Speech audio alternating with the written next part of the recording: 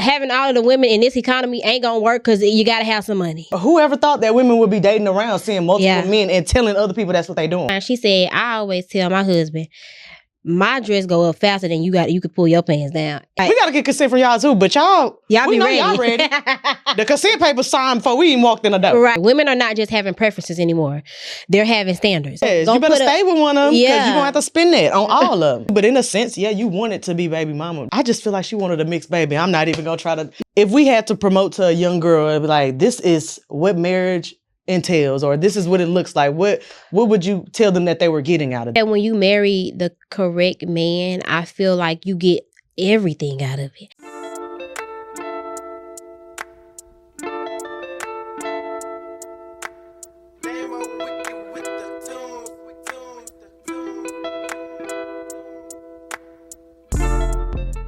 What's up, sippers, and welcome back to another cup of conversation, where we have conversations worth having. I'm your host, T. And I'm your girl, Coco. And welcome back to episode, I think this is episode 116. 1,199. I don't know. 116, 117. One day we're going to be up there. Right. You know, we already past our 100 mark, so it's only up from here. And we did hit 500 subscribers. I don't know if you've seen that. And our Instagram got over 1,500. Look, I'm talking about climbing every day. Every day. Every time I look up, it's another 15, 16, 17, 18. Come on. It's just like, about time. About time. But you see what happened when you start putting some structure behind stuff? Like, y'all, stuff, people don't see. I don't know how hard we work up here.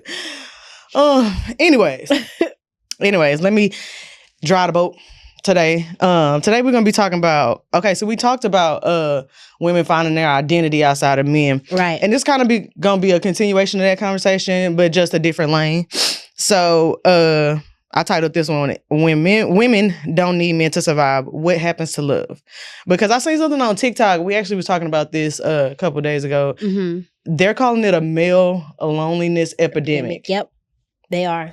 Which is crazy because I never thought guys would ever see the day where they felt not wanted. Because, you know, we set this thing up to be the rib, be the helpmate, be the, you know, that's how we set these things up. That's why we weren't able to work at first. That's why we weren't able to get our own houses and loans and all this other stuff. Because it was set up to be helpmates. Mm-hmm. So now that the structure is changing, we can do all these things now.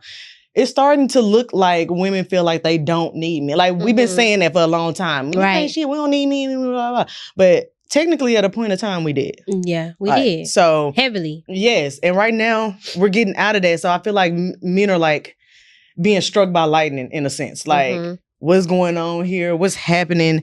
So do you think that men are actually lonelier these days? Or are we finally just starting to talk about something that we've normalized and made? I think it's a little bit of both, but I do think. No. Yeah. Oh, she want everybody to see her purse, her pocketbook. No, but I do think it's a little bit of both. But I do think that men are not. It's not that I think they are lonely, and the reason I say that is because I feel like we are part of the men that did all of the. No, we are part of the. Well, I guess women too. Yeah. We are part of the women. Yeah, women that saw the foolery of all of these men, but we're also seeing it in that same time frame. Usually you don't get to see it. Usually they fools forever. I guess in the past they've been. They've been, because in the past you were quiet about it. Right. Women were quiet about the stuff that they did. So now we're in a part of life where we're able to see you act a fool, and then we are able to see now you want to settle down. Now you want a wife. Now you want to, you know what I'm saying? Now you want to obtain favor all of a sudden. So I think that they are lonely, but I think they're exhausted. They've exhausted themselves with, I don't want to be a player. No, I can have all the women. They are seeing that. First of all, having all of the women in this economy ain't gonna work because you gotta have some money. Okay. If you're talking about getting a hotel room, you're talking about taking a date. Yeah, all that. You gotta take your woman on a date, then take her on a date. Then she wants you to spend that shit. So you realize that you ain't really the man you thought you could be. You know what I'm saying? Right. So that's what I think a part of it is. And then the other part to your thing is that we just having that conversation. And I think a lot of women are showing them that what you can do, I can do better. Yes. You know what I'm saying? I think that's what it's really boiling down to. Yeah. From finances, from relationships. I can date around too. Yeah. Yeah. But whoever thought that women would be dating around, seeing multiple men and telling other people that's what they doing? Exactly. You know what I'm saying? You used to get shamed for that. Yes. Yeah. We saying that. Yeah. And we got options. I heard this old woman, she used to come to me, she was one of my clients. She said, I always tell my husband, my dress go up faster than you could pull your pants down. And I said, girl, you ain't never told no lie. Look. And I'm not promoting like being promiscuous, but at the end of the day, like, if we wanted to, it will always be easier for us. Exactly. It will always, men in their relationship with sex and lust, and it will always be easier for us. Right. No doubt about it. Like she said, my skirt could come up quicker than your pants come down. Like, it won't even, you got to get consent. Like, we got to get consent from y'all too, but y'all we be know ready. Y'all ready. The consent paper signed before we even walked in the door. Right, exactly. Like, you know what I'm here for. Ready to go. I'm talking about easy. Yeah. But for me, I think what's happening is we're finally starting to unnormalize some of the things that we made normal. You know, like, oh, all men are cheaters. We just got to put up with it. We don't. We made that normal. The whole baby daddy epidemic, a lot of women are not going to that. Like, opting out of having kids. We not even have a teen pregnancy. Teen pregnancy is on the kids. Like, even the young girls know we're not finna get baby mama. Yeah. And I was just talking to my boyfriend about this the other day, that I think we went through a good era, and I'm so glad that era is gone, where women almost, I'm not going to say wanted to, but in a sense, yeah, you wanted to be baby mama because you thought it would keep a nigga? But no, you knew. Like, you know the man's character before you decided to have a baby, but you still wanted to have a baby. So essentially what you were wanting was to be a single mother. Yes. Okay. Because I know plenty of people, and some in my family. So do you think people choose to be baby mamas? That's just an outside question. In a sense, I do, just because the fact that, like, most women know the guy's personality. Now, it's probably like a case I'm talking about the second. I'm not talking about the first. Let's give them the first. I'm talking about if you have a baby with them the second and third time and beyond.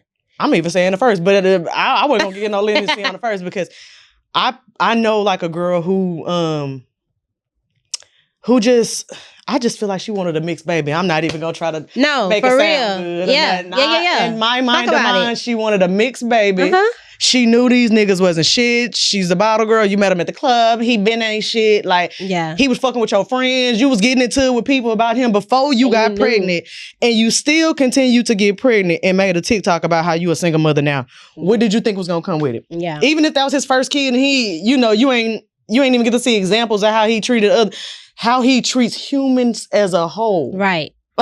Like, how his character. Like, how he is as a person should have told you everything you needed to know before you got bumped up. Right. Like, even I got family members that sit around and complain about that baby daddy. Baby, you waited till you was 30-something to have a baby and still picked a looser. Please, you busting it open. You just busting it open for the wrong people. That's the problem. Right. And so I do think that those are choices, but people that, they ain't gonna listen to me because I ain't got no kids. She don't know. She ain't never been in love. She ain't never, Yeah, it's just, it's a choice. Yeah. It's a choice if you ask me, because he didn't want to marry you. Right. I knew that even if I didn't get married to Carrie, I'm not gonna say I wanted to be a baby mama, because I did everything in my power not to be a baby mama. But I knew that when I made a decision to even have sex with Carrie just for the thrill of it, I knew that the possibility of me getting pregnant, if that happened, I knew that I was picking a good person to be a dad. Yeah. I didn't know if I was picking a good person to be a husband. Yeah. But I knew for a fact he was going to be a good dad on who he was as to his people around him, who he was to me outside of me carrying his child. Like, I feel like you can tell a man's character when you're with them long enough to, to sleep in the same bed with them. You start to pick how they are with their family. Yeah. What other people say about them. So you start to see. So I always knew. And I'm glad that you brought that up about character, because that's where we're going next. Yes. If we know a man's character, and we know that the Bible is saying that the woman should be a helpmate, he should be a leader, provider, and now we have caught up to an era and a standard. And I know God probably knew that we was gonna come to this one day, and I knew He knew it was gonna be a tug of war. I know He knows this.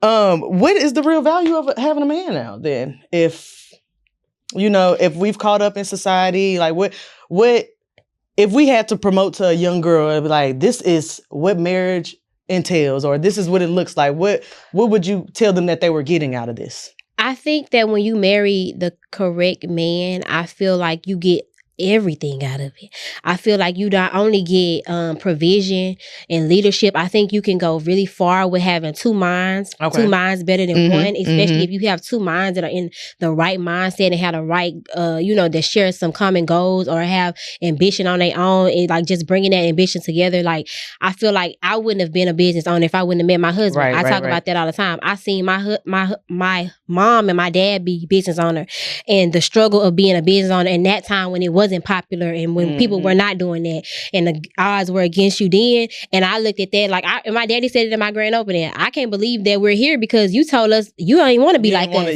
You ain't want us to have to figure out where your next meal was gonna come. So I think that being able to have a husband that did want that out of life and didn't get to see that he was the only one in his family that he seen want to be something like that, it made him put that in me and be like, you can do that. Like, you don't have to struggle and be a business owner. You can have a business and flourish, So I think that having a husband can bring that, the provision part. Is good to have somebody. Another thing is nobody's going to love you like your parents but your husband.